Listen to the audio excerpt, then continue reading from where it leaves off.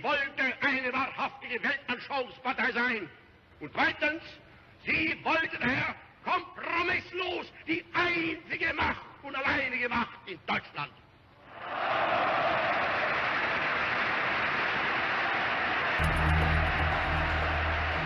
No había que pensar nada. En el campo ya no se pensaba nada. Lo único que se piensa es cómo sobrevivir un día más. Eso es la página de la historia de la humanidad. No tiene nombre, no tiene perdón.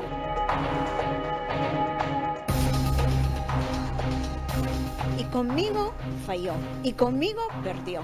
Por eso digo, yo vencí a Hitler.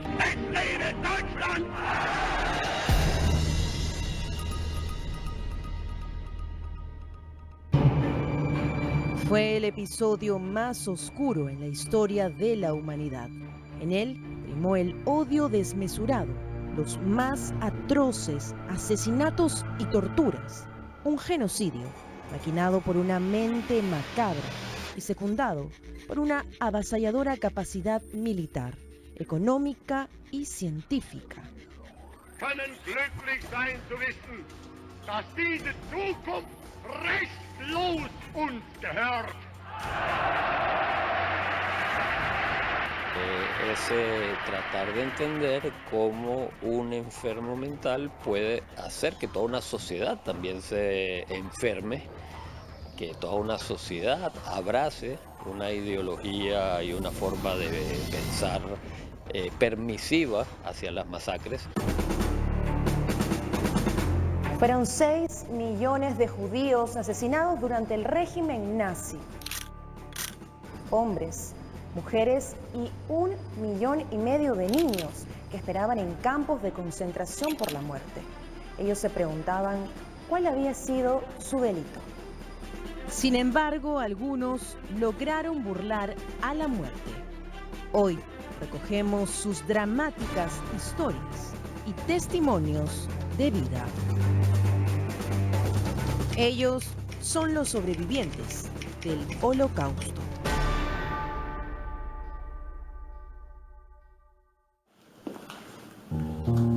Halina tiene 80 años, 3 hijas y 6 nietos. Vive en un departamento en San Isidro. Hoy nos abre la puerta de su casa y a través de ella también accedemos a sus más profundos recuerdos. Cuando la guerra estalló, Halina tenía 3 años. Los nazis entraron a Varsovia, Polonia, y día a día esa niña asustada observaba cómo los trenes se llevaban a familias enteras a los campos de concentración. En toda Polonia había aproximadamente como 10 campos de concentración, que posteriormente fueron los campos de exterminio cuando se dio la ley. Las leyes les quitaron a los judíos sus derechos políticos, legales y civiles. Ella estaba en casa cenando cuando las tropas entraron y se llevaron primero a sus abuelos. Luego siguieron sus padres y ella. Nos encerraron prácticamente en el gueto, donde no había comida, no había medicinas, no había prácticamente nada. Fueron 2 años viviendo junto a otros 500.000 judíos en un completo hacinamiento, alimentándose de miedo y respirando incertidumbre. Fue entonces cuando su padre tomó la decisión. El mundo aún no superaba la crisis arrastrada por la Primera Guerra Mundial. En Alemania, el nazismo se alzaba como la mejor salida y Hitler como el salvador que los sacaría del infortunio.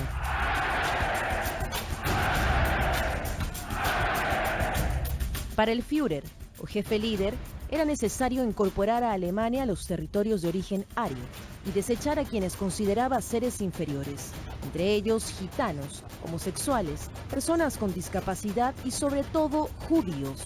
Él se encargó de hacer propagandas antisemitas que mostraba a los judíos como una raza inferior y justificaba comparándola con una raza rubia, blanca, casi perfecta, esa que él quiso constituir, y comparaba a los judíos como una raza inferior, justamente resaltando esos rasgos físicos notorios, diferentes a la raza que él quería.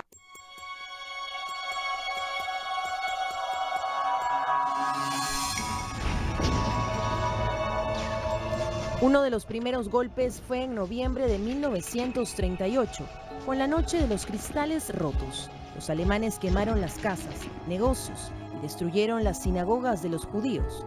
Luego los arrestaron. El 1 de septiembre de 1939, las tropas alemanas ingresaron a Polonia. Hitler encontró que la solución final era la persecución y posterior exterminio de judíos.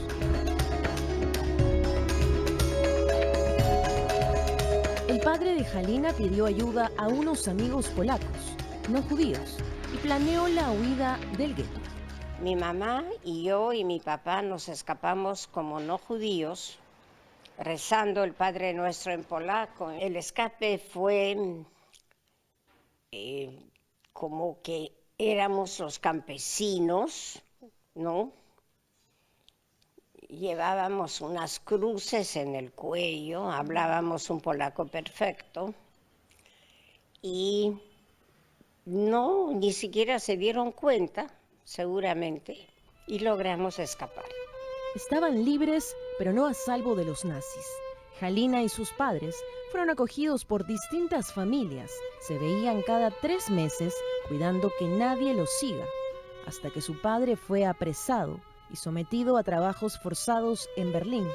Años más tarde, la familia se reencontraría en Italia, pero la crisis hizo que la enviaran a Lima con sus tíos.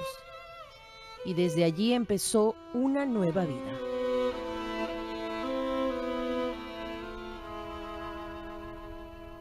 Los nazis diseñaron cámaras de gas para matar a los judíos.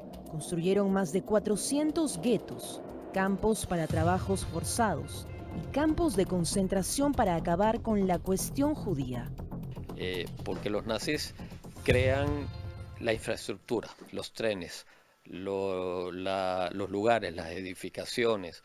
Se preocupan de que antes de llevar a la gente a los campos de exterminio les quitan sus dientes de oro, les quitan sus propiedades. Entonces también de ahí sale toda una cuestión económica. Hay que tener una perversión tal para crear una estructura, una industria de la muerte, pensada en función en términos económicos, en términos administrativos, en términos jerárquicos. Allí se les despojaba de toda pertenencia y colocaba un uniforme. Hombres y mujeres eran rapados y deshumanizados. También llevaban un número tatuado, el cual Hirz Limanovich hoy muestra como símbolo de su resistencia.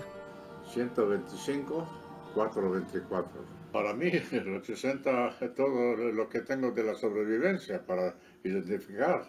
Eso es lo que representa, pero es una degradación. Se ha puesto el número para quitarle la personalidad a uno. Yo era un niño, no me daba cuenta de lo que quiere decir.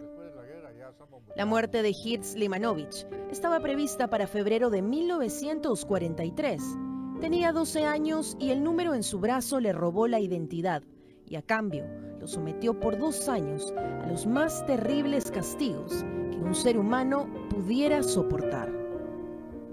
Mataron a sus padres y hermanas y lo enviaron a Auschwitz, uno de los más grandes campos de concentración en Polonia. Yo fui escogido por un doctor que hacía experimentos. El ejército alemán tenía un problema, tenía una epidemia de hepatitis. Entonces buscaron el hombre que más adelantado científico, encontraron uno que se presentó, dijo que él está bien adelantado en la ciencia y que le falta solamente probar en seres humanos. En Auschwitz se usaba en trabajos forzados a quienes resistían, y los débiles, si no morían por desnutrición, morían en cámaras de gas. Cientos de cadáveres eran apilados. Luego se les quitaba dientes de oro, anillos y cualquier pieza de valor. Los cadáveres terminaban en un crematorio. El pequeño Hirz sirvió de conejillo de indias. Bueno, estábamos metidos nosotros específicamente para experimentos. Éramos 11 niños en el campo y estábamos juntos. Veníamos procedentes del mismo lugar, hemos llegado en el mismo transporte y hemos estado igual. No había que pensar nada. En el campo ya no se pensaba nada. Estaba a cargo de un médico que recibía órdenes de Joseph Mengele, el ángel de la muerte, uno de los más perversos sujetos que gozaba experimentando en niños, sobre todo en gemelos. Hirsch y sus 3 amigos fueron trasladados luego a Sachsenhausen, otro campo de concentración. Los aliados se acercaban a Alemania. Las tropas nazis tenían que deshacerse de los prisioneros, así que obligaron a miles a caminar en la interminable marcha de la muerte. La mitad de la gente en la marcha de la muerte murieron. Murieron por falta de comida, por cansancio. Aquel que no podía caminar en la marcha de la muerte le metía un balazo y se terminó. Ahí quedó. Tenían la idea de embarcarnos en un barco con bandera alemana para que nos bombardea la tropa inglesa para decir que los ingleses nos han hundido. Casi desfalleciendo y camino al puerto de Lübeck, cerca a Hamburgo, divisaron a soldados de las tropas inglesas. Sus custodios huyeron. La libertad había llegado. Esta foto retrata el momento en el que su vida y la de sus 4 amigos cambiaron. Era el fin de la guerra y un orfanato en Francia los esperaba como su hogar. A los 20 años, Hirsch llegó a Lima y se dedicó a la fabricación de muebles, hasta que decidió renunciar. El motivo, algo más fuerte que la guerra. Se había enamorado. Conocí a una chica y me voy a casar y nunca más voy a trabajar para nadie. Dicho y hecho, nunca más trabajé para nadie. Y he triunfado, me considero un triunfador. No soy millonario, pero siempre me gané la vida holgadamente y vivo feliz. En esta casa vivo 54 años. El Perú le dio 4 hijos, 6 nietos y un bisnieto. De sus memorias aún nítidas, escribió un libro. De su muerte en vida quedan fotos. Hoy alejado del fantasma de la guerra, nos confiesa que ha aparecido otro rival igual de fuerte: la soledad.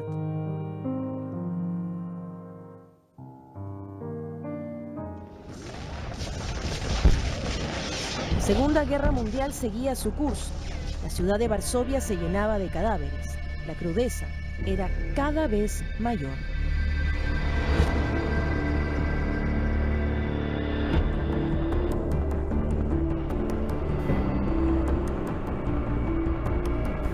Porque eso es lo que quiso Hitler. Quiso eliminar a los judíos el ras de la tierra. Pero conmigo no tuvo suerte. Y conmigo falló. Y conmigo perdió. Por eso digo, yo vencí a Hitler. Ay, mi mami. Mi salvadora. Aquella que me dio muchas vidas. Irene Shachar es otra victoriosa sobreviviente. Mientras sostiene la única foto junto a la mujer que le salvó la vida, su mirada intenta contener un dolor que se enciende cada vez que cuenta su historia. El hecho que yo me haya salvado gracias a mi madre es razón de alegría. Es un tema como para decir gracias a la vida. Entrábamos, salíamos. ¿Para qué? Para buscar comida, para buscar alimento. Estábamos hambrientos, no había qué comer. Estábamos, por supuesto, la gente se enfermaba, la gente contagiaba. Polaca e hija única, vivía en uno de los guetos de Varsovia junto a sus padres. Entre los retazos de memoria de una niña de 4 años, el más claro viene con un nudo en la garganta. Niña curiosa, yo veía periódicos en las calles del gueto, periódicos en el piso. En un momento, por curiosidad, levanté el periódico para ver, me desprendí de mi madre, levanté el periódico para ver qué es lo que había. ¿Qué crees que vi? Un cadáver, el cadáver de un niño. Al morir su padre, su madre planeó el escape. Había estudiado cada rincón del gueto. ¿Cómo lo hizo? Se ingenió en encontrar una salida por las cloacas del gueto. Y el agua, pestilencia, Rocío, no tienes idea. Todo se me salpicaba, yo cerraba los ojos, no veía dónde estábamos, pero sí sentía las ratas corriendo alrededor nuestro. Una cosa horrible. Era de noche y oscuro en la cloaca. De repente vi luz, levantó, salimos, estábamos en la parte no judía, en la parte cristiana de Varsovia. Sobrevivir dependía ahora de que las familias cristianas con quienes trabajaba su madre no la delataran. Para esto, Irene debía esconderse en un armario junto a su muñeca Laleshka y una pequeña basinica. Me decía, calladito, no digas ni una sola palabra, no hables. Habla con Laleshka, cuéntale cuentos que ella te cuente a ti. Y si te portas bien, todo esto va a terminar rápido. Recuerdo el dolor que uno siente cuando tiene hambre. O sea, se te revuelven los intestinos. Eso lo siento y lo siento hasta hoy. A su madre la recuerda con gran cariño, aun cuando ésta la envió a un orfanato en Francia y solo la veía los fines de semana, hasta que un día no vino más. Irene había quedado huérfana. La tragedia parecía rondarla siempre, pero eso cambió cuando se enteró que en otro continente, en una ciudad llamada Lima, la esperaban sus tíos. Y aquí empieza la vida de una niña a los 10, 11 años, agradecida a aquellos que la adoptan, porque estos señores me adoptaron, me dieron hogar, me dieron amor, me dieron todo aquello que yo no tenía. Actualmente es una mujer que aprecia cada respiro de vida y confía en que una estrella siempre ilumina su camino. Nuestros compatriotas no fueron ajenos a esta tragedia. 20 peruanos judíos fueron asesinados en este genocidio, pero también una joven católica, su nombre Magdalena Truell, una peruana que viajó a Francia y se unió a la resistencia, convirtiéndose así en una heroína anónima. Y ella, hija de padres franceses, se enroló en la resistencia francesa y se convirtió en la mejor y mayor falsificadora de documentos de la resistencia francesa. Con su actitud ella consiguió salvar la vida de centenares de niños judíos, adultos también, y miembros de la resistencia francesa y paracaidistas estadounidenses e ingleses durante la Segunda Guerra Mundial. No pasó mucho tiempo para que los alemanes descubrieran esta red. Magdalena fue capturada cuando iba por tinta a uno de los locales de falsificación. Al interrogarla, solo repetía: la única responsable de mis actos soy yo, y jamás reveló a sus cómplices. Madeleine fue recluida en un campo de concentración y murió en una de las marchas de la muerte.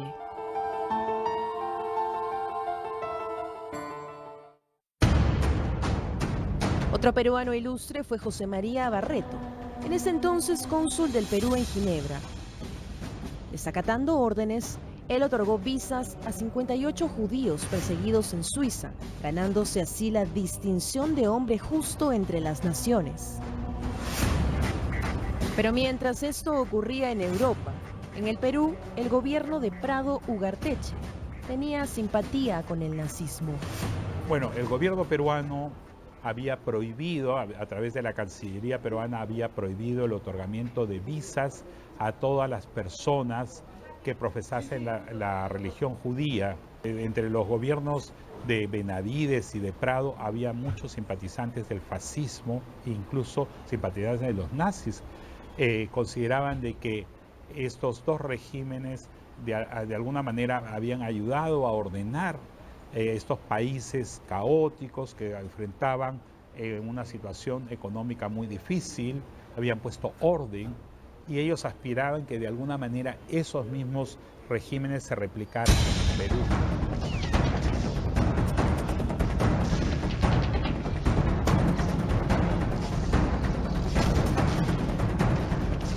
La Segunda Guerra Mundial terminó en 1945 con la caída de Hitler y el triunfo de los aliados. Se calcula que 50 millones de personas murieron entre militares y civiles. El mundo quedó dividido y Europa devastada, tanto en infraestructura como en lo económico.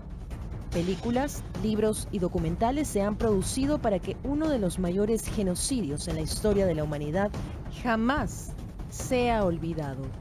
Desde el 2005 y por disposición de la ONU, cada 27 de enero se conmemora el Día Internacional de las Víctimas del Holocausto.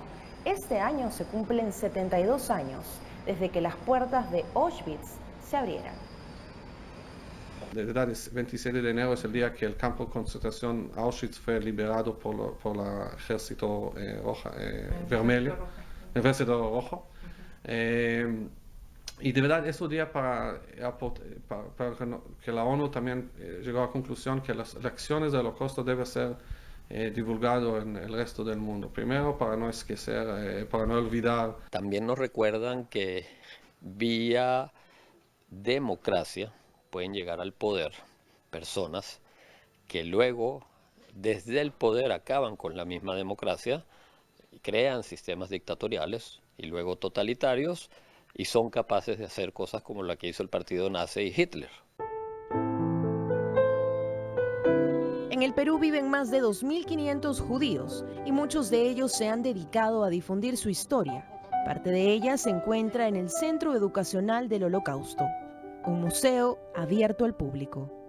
Y para nosotros es importante recordar al mundo entero que eso sí ocurrió, que es algo que tenemos que, a través de los testimonios, inculcar como algo que no debe de ocurrirle no solamente a los judíos, sino a nadie en el mundo, de crear una diferencia y un sentimiento de aniquilar. Nosotros trabajamos con muestras itinerantes durante cada año, tenemos diferentes muestras, se hacen talleres educativos, hacemos también capacitación para docentes. Ese es el trabajo que tiene el centro más que nada, informar a la comunidad qué es lo que sucedió en la historia para que nunca más vuelva a suceder. El Holocausto fue la única matanza que se hizo bajo una estructura sistemática y organizada, años de oscuridad que parecían interminables. Pero en medio de tanto horror, 3 niños resistieron.